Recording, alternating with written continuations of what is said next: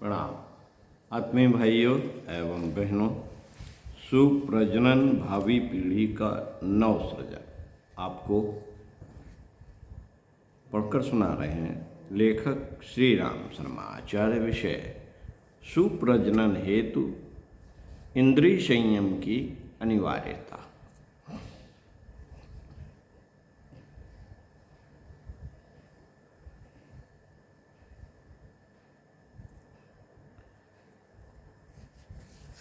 मित्रों, मनुष्य जीवन का अर्थ केवल मात्र शरीर और श्वास का समागम नहीं है। यदि जीवन का अर्थ मात्र यही होता तो बिना हाथ पैर सिर के जमीन पर रहने वाले कीड़े मकोड़ों और मनुष्य में कोई अंतर नहीं रहता। मनुष्य सृष्टि का सर्वश्रेष्ठ प्राणी है। उसे शक्ति, विवेक और सदाचार का अधिकार मिला है। कीटोपम जीवन मनुष्य के लिए न तो योग्य है और न श्रेयस्कर। नीति मर्यादाओं का पालन समाज की सुव्यवस्था हेतु किस तरह जरूरी है, इसका महत्व समझना हो तो यूरोप के कुछ देशों के उदाहरण हमें देखना चाहिए। डेनमार्क, स्वीडन जैसे राष्ट्रों में स्वच्छंद यौनाचार करने में कोई बंधन नहीं है। फ्रायडवादी विचारणा वाले समाजशास्त्रियों ने मनोग्रंथियों के निवारण के लिए यही उपयुक्त उपाय पाया है। वहां प्रतिवर्ष नग्न मेले आयोजित किए जाते हैं। प्रतिवर्ष नग्न मेले आयोजित किए जाते हैं। साथ ही विपरीत लिंग के प्रति आकर्षण की सहजता समाप्त होते ही इसका विकृत स्वरूप सामने आया है। सामाजिक नीति मर्यादाओं के पालन की बात तो दूर ही है। इस प्रेरक तत्व को इतना तुच्छ नहीं माना जाना चाहिए। इस प्रेरक तत्व को इतना तुच्छ नहीं माना जाना चाहिए। इसकी सामर्थ्य असीम है। इसका एक प्रत्यक्ष उदाहरण ही एक शरीर की उत्पत्ति है जो सृष्टि के अद्भुत आश्चर्यों का परिचायक है। सृष्टा की घोषणा एकोहम बहुयास्मि मनुष्य की इसी सामर्थ्य में प्रतिभाषित होती है। परंतु यदि मनुष्य अपना सारा जीवन क्रम कीटकों की तरह संतानोत्पादन में ही बिता दे तो यह सामर्थ्य का दुरुपयोग ही हुआ। प्रजनन संबंधी दुरुपयोग जन्य भूलें अंततः बहुत ही विघातक सिद्ध होती हैं। पशु पक्षी जगत में इन मूलों की एक झांकी देखकर उन्हें स्वयं पर आरोपित कर इसे भली भांति समझा जा सकता है। प्रजनन प्रक्रिया पशु पक्षियों क्रम कीटकों के जीवन की एक अनिवार्य स्थिति है। इस समुदाय में कई ऐसे उदाहरण देखने को मिलते हैं जो संयम न बरतने के दुष्परिणामों एवं स्वच्छंद यौनाचार से संभावित हानियों पर प्रकाश डालते हैं। शील नामक स्तनपोषी प्राणी उत्तरी ध्रुव के बर्फीले इलाके में रहता है। मादा शील के कारण पशुओं में जो लड़ाइयाँ होती हैं उनका सबसे भयावह स्वरूप इस प्राणी में दृष्टिगोचर होता है। प्रजनन ऋतु आरंभ होते ही इसमें पारस्परिक संघर्ष आरंभ हो जाता है। 40-50 मादा शील का मालिक नई मादा लाने के लिए पड़ोसी शील पर हमला करता है। जब तक वह इस संघर्ष में विजय पाता है, वह देखता है कि उसकी स्वयं की मादाओं में से कुछ को कोई और नर अपने साथ ले जा रहा है। नरशील की अधिकांश शक्ति इसी तरह के काम युद्ध में नष्ट हो जाती है। चींटी, दीमक, कीड़े मकोड़ों आदि में नर केवल एक बार सहवास कर पाता है, क्योंकि तुरंत उसके पश्चात उसकी मृत्यु हो जाती है।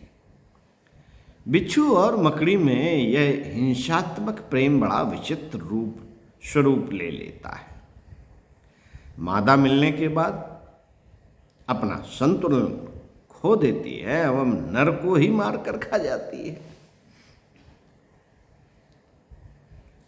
यही स्थिति ईल, मछली एवं रेशम के कीड़ों की है। रेशम के कीड़े का कोए से निकलने के बाद एक ही लक्ष्य होता है, मादा से मिलन। इसके तुरंत बाद नर अपने प्राण छोड़ देता है। ईल मछली केवल नर से सहवास के हेतु समुद्र के मध्य जाती है। उसके बाद दोनों मृत्यु की गोद में चले जाते हैं। दोनों के अंडे इसके बाद प्रकृति के द्वारा से जाते हैं। फिजी द्वीप में समुद्र के किनारे पलोलो नामक एक कीड़ा पाया जाता है। प्रजनन ऋतु आते ही बड़ी संख्या में ये समुद्र की सतह पर तैरने लगते हैं। सहवास में सफल तो एक ही हो पाता है। शेष का पिछला हिस्सा इस प्रयत्न में फट जाता है और इनका जीवन समाप्त हो जाता है। जीव जगत में इन्हीं प्राणियों जैसा जीवन जीने वालों को नर पशु कहा जाता है। अधोगामी वृत्तियों में ही जिसका सारा जीवन नियोजित हो, उससे सामान्य मानवीय कर्तव्य, मानवोचित गुण, सदाचार आदि के पालन की ही अपेक्षा क्यों रखी जाए। ऐसे मनुष्य असंयम के दुष्परिणाम स्वयं तो भोगते ही हैं, इसका परोक्ष प्रभाव सारे समाज पर भी पड़ता है। समाज का सारा संतुलन ही इस मानवीय व्यवस्था पर टिका है, जिसमें एक दूसरे के सम्मान की रक्षा की जाती है एवं कुकर्मों में निरत व्यक्ति को प्रताड़ित किया जाता है। यदि ऐसा नहीं हुआ तो व्यक्ति एवं समाज का वही भविष्य होगा जैसा आज पाश्चात्य देशों में हमें दृष्टिगोचर हो रहा है। प्राणी जगत में इसके उदाहरण निरंतर हमें सीख देते रहते हैं। निरंतर मित्रों, वस्तुतः यह तथ्य समझने योग्य है कि पशु प्रवृत्तियों को भड़काने वाली और जीवन रूपी संपदा को सुमार्गगामी बनाने वाली कामुकता को परिष्कृत किया जा सकता है। स्थूल यौनाचार के आकर्षण से उसे विरत किया जाना संभव है। यह तभी हो सकता है जब भावनात्मक श्रेष्ठ संवेदनाओं के साथ उसे जोड़ दिया जाए। यह परिष्कृत स्वरूप की प्रस्तुत का जागरण है। काम के साथ जुड़ी उमंग और उत्साह जब विधेयात्मक स्वरूप ले लेते हैं तो फिर ऊर्ध्व गमन ही एकमात्र मार्ग शेष रह जाता है।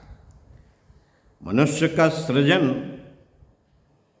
का सृजन ही कुछ इस प्रकार हुआ है कि थोड़ी सी सही दिशा मिलने पर अधोगामी प्रवाह ऊर्ध्वगामी होकर उसका कायाकल्प कर सकता है। मित्रों, प्रकृति ने मस्तिष्क का बाह्य कलेवर हड्डियों के मजबूत किले के भीतर सुरक्षित रखा है, ताकि बाहरी कोई विघातक तत्व शीत ग्रीष्म का प्रभाव उसे प्रभावित न कर सके। भीतरी प्रभावों को ग्रहण करने और छोड़ने की गुंजाइश भी रखी गई। मनुष्य अपने चिंतन, मनन, स्वाध्याय, सत्संग से उसे प्रभावित कर सकता है और दिशा दे सकता है। मस्तिष्क की दिशा जिधर चल पड़ती है, जीवन का स्वरूप वैसा ही बन जाता है और उसी आधार पर मनुष्य उन्नति, अवनति, सुख, दुख के परिणाम उपलब्ध करता है। मस्तिष्क को मर्म स्थल कहा गया है। उसके ब्रह्मरंध्र में क्षीर सागर निवासी विष्णु भगवान विराजमान है। इस पौराणिक अलंकार में यही रहस्य छिपा पड़ा है कि समस्त दिव्य शक्तियों, सिद्धियों और विभूतियों का केंद्र इस मस्तिष्क को ही कहा जाता है। इसे स्वस्थ एवं समन्वित रखने के लिए विद्या अध्ययन से लेकर विचार विनिमय तक हमें बहुत कुछ करना होता है। तभी इस मस्तिष्क से समुचित लाभ मिल पाता है। मित्रों, यदि उसे कुसंग,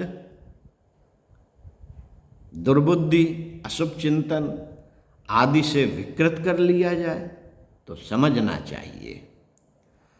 समझना चाहिए कि उत्कर्ष की संभावनाएं समाप्त हो गई और भविष्य को अंधकारमय बना लिया गया।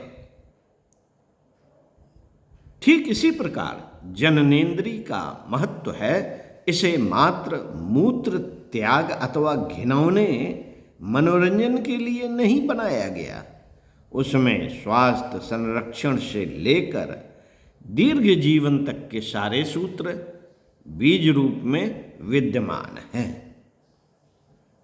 इसलिए इसे भी ऐसी जंघाओं की मांसल किंतु अति कोमल परिधि के दायरे में प्रकृति ने प्रतिष्ठापित किया है। इस सुरक्षात्मक व्यवस्था के पीछे प्रकृति का यही निर्देश सन्निहित है कि इस मर्म स्थल का उपयोग अति सतर्कता और दूरदर्शिता के साथ ही किया जाना चाहिए। उसे निम्न स्तर के क्रियाकलाप का खिलौना बनाकर उसकी शारीरिक क्षमताओं पर कुठाराघात नहीं किया जाना चाहिए। मित्रों, नर नारी का सामान्य मिलन जितना उपयोगी है उतना ही वासनात्मक संपर्क से खतरा भी।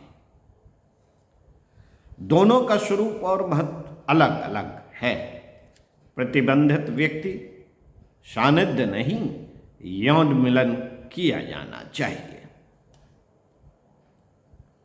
यह ध्यान रखा जाए कि वासनाओं का उभार एक अलग चीज है जिसका सामाजिक नर नारी संपर्क से कोई विशेष संबंध नहीं। पुरुष दुकानदारों के यहाँ सामान खरीदने दिन भर औरतें जाती और बात करती हैं, कोई विकार उत्पन्न नहीं होता, न कोई किसी की ओर आकर्षित होता है। आकर्षण उस विशेष मन स्थिति में उत्पन्न होता है जिसमें यौन संपर्क की अभिलाषा भी रहती है। यदि इस भाव स्थल को पहले से ही निर्मल बना लिया जाए तो बात भले ही नव यौवन की हो, सामने वाले रूपवान पक्ष के लिए भी आकर्षण पैदा न होगा। मित्रों, यह बचाव इसलिए आवश्यक है कि यौन संस्थानों में अद्भुत विद्युत धाराएं प्रवाहित करने वाला शक्ति केंद्र विराजमान है जिसे मूलाधार चक्र कहते हैं। वस्तुतः यह नामकरण बहुत ही समझबूझ कर किया गया है। यही शरीर के अंतर्गत काम करने वाले सारे क्रियाकलाप, उत्साह, स्फूर्ति, कोमलता, आकर्षण, आरोग्य, दीर्घ जीवन आदि का मूलभूत आधार है। इसकी अवांछनीय छेड़खानी करने से हम काम क्षमता को एक प्रकार से नष्ट भ्रष्ट ही कर डालते हैं। नर में प्राण और नारी में रई शक्ति की प्रधानता है। उन्हें आध्यात्मिक भाषा में अग्नि और सोम कहते हैं। विज्ञान के शब्दों में इन्हें धन और ऋण विद्युद्धारा पुकारते हैं। इनमें स्वभावतः आकर्षण है, एक दूसरे के समीप आकर अपनी अपूर्णता पूर्ण करना चाहते हैं। जहाँ तक सामान्य संपर्क का संबंध है, वहाँ तक यह विनिमय उपयोगी है। मित्रों, सभी जानते हैं कि बिना बाप या भाई की लड़की और बिना माँ या बहन का लड़का मानसिक दृष्टि से अपूर्ण, अविकसित पाया जाता है। प्रतिपक्षी वर्ग का संपर्क व्यक्तित्व के विकास के अनेक द्वार खोलता है। एकाकी अलग अलग पड़ा जीवन क्रम कुंठित और मूर्छित होता चला जाता है। विधवा और विधरों की मृत्यु संख्या, रोगग्रस्तता एवं शारीरिक दुर्बलता विवाहितों की अपेक्षा कहीं अधिक पाई जाती है। पर्दे में रहने वाली महिलाएं हर दृष्टि से पिछड़ती चली जाती हैं। यह सामान्य प्रतिपक्षी संपर्क से वंचित होने का ही दुष्परिणाम है। यदि जन संपर्क में नर नारी की जैसी बाधा उपस्थित न की जाए तो इससे व्यक्तित्वों के विकास में बाधा उत्पन्न नहीं होगी, वरन सहायता ही मिलेगी।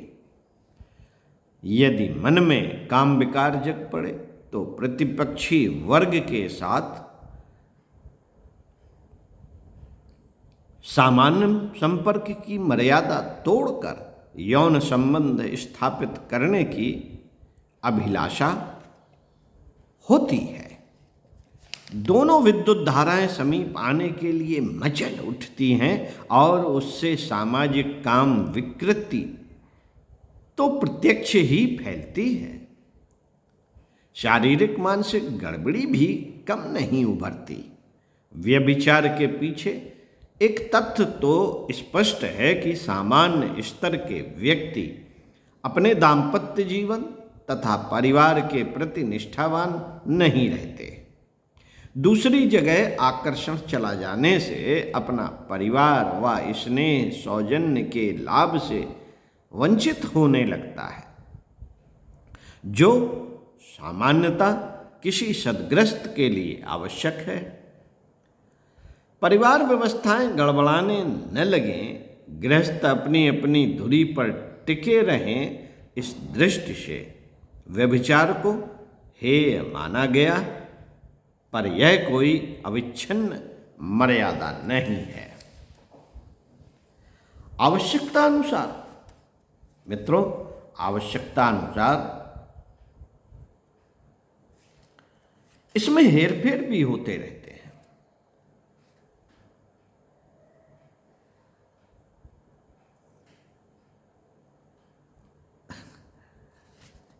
इसमें हेरफेर भी होते हैं। जर्मनी में जब पिछले महायुद्ध के समय बहुत से लोग मारे गए और नारियों की संख्या अधिक रह गई, तो तत्कालीन स्थिति को देखते हुए एक पुरुष कई पत्नियां रख सके, कानून में ऐसे सुधार किए गए। सामान्यतया ईसाई देशों में एक पत्नी एक ही पति कानूनन रहता है। इसी प्रकार देहरादून जिले के जौनसार बावर क्षेत्र के पहाड़ी इलाकों में यह आम रिवाज है कि भाइयों में से एक बड़े भाई का विवाह होता है। जो पत्नी आती है वह सब छोटे भाइयों को भी उपपत्नी होती है। बच्चे उन जन्मदाताओं को बड़े पिताजी, मझले पिताजी, छोटे पिताजी आदि कहकर संबोधित करते हैं। वहाँ इस विवाह पद्धति को कोई न व्यभिचार कहता है और न बुरा मानता है। उनका कहना है कि हम उन पांडवों की संतान हैं जिनने एक द्रौपदी से ही पांचों ने अपना दाम्पत्य जीवन निभा लिया था। जहाँ तक उथले स्तर पर बहुपत्नियों का संबंध है, वहाँ तक उसे सामाजिक स्तर के पारिवारिक जीवन में विकृति उत्पन्न करने वाला पाप ही कहा जा सकता है। यदि कहीं ऐसी गड़बड़ी ना होती,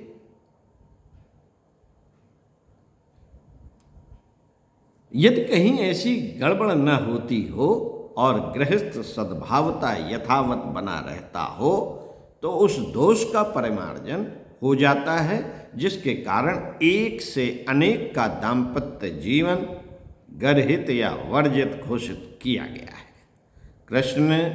कृष्ण ने बहुपत्नी और द्रौपदी ने बहुपति का सफल प्रयोग करके यह सिद्ध किया था कि पारिवारिक जीवन में विकृति उत्पन्न किए बिना यौन संपर्क को विस्तृत किया जा सकता है, पर यह हर किसी के बस की बात नहीं।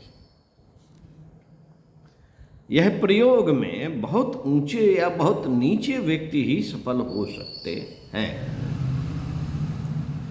अस्तु सामान्य समाज व्यवस्था में एक पत्नी का एक पति प्रथा का ही प्रचलन है, जो उचित भी है और आवश्यक भी।